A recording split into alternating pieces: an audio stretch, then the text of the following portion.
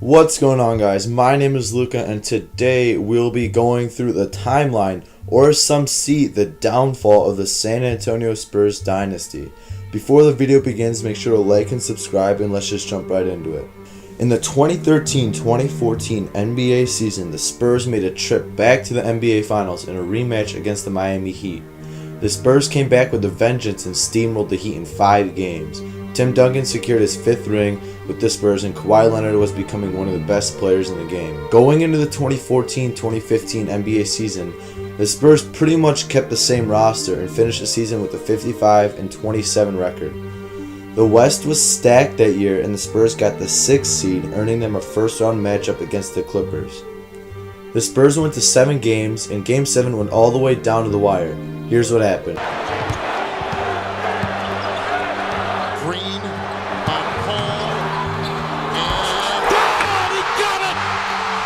1 second left! The Spurs went into the offseason with a mission to find another young star to pair with Kawhi Leonard because Ginobili, Parker, and Duncan were going to retire soon. Aldridge was the next big man to try and fill Duncan's shoes once he retired.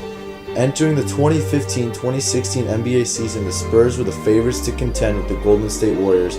Despite their 67-15 record that year, they earned the 2nd seed in the West. That season, Jonathan Simmons had an outbreak year, and this team was significantly better than last year's. The Spurs cruised in the first round against the Grizzlies before falling to the Thunder in 6 games. Tim Duncan retired that offseason, and he was the first of the Big Three to go.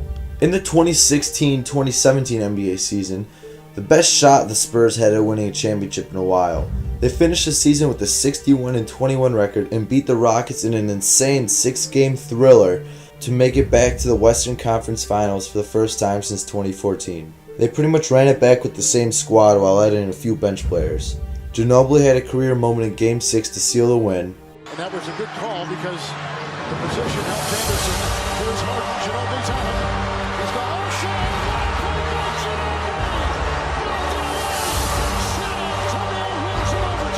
And the Spurs were on to face the Golden State Warriors.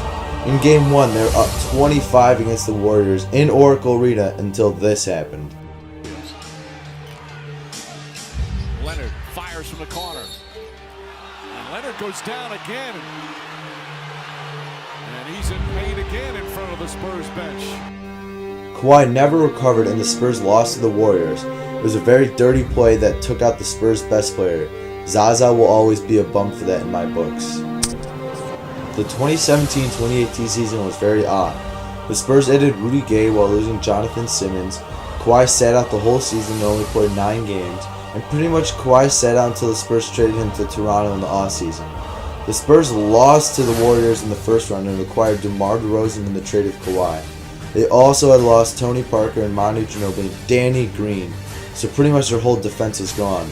The upside for the Spurs is that DeJounte Murray has a promising future, and if they convince DeMar to stay in San Antonio for a few more years, it's going to be some good cooking. But unfortunately, DeJounte Murray tore his ACL at the start of the season and is out, so the Spurs are pretty much left with no defenders right now, and right now they're at 13-14 in the Western Conference and currently out of the playoffs. I believe if the Spurs get fully back healthy and they just get back to playing good defense, they'll make the playoffs and be a good team. They're 1 or 2 stars away, or good players away, from being a championship contender again. If you guys enjoyed this video, please like and subscribe. Leave a comment and tell me how you think the Spurs will do this year. Have a good day and peace.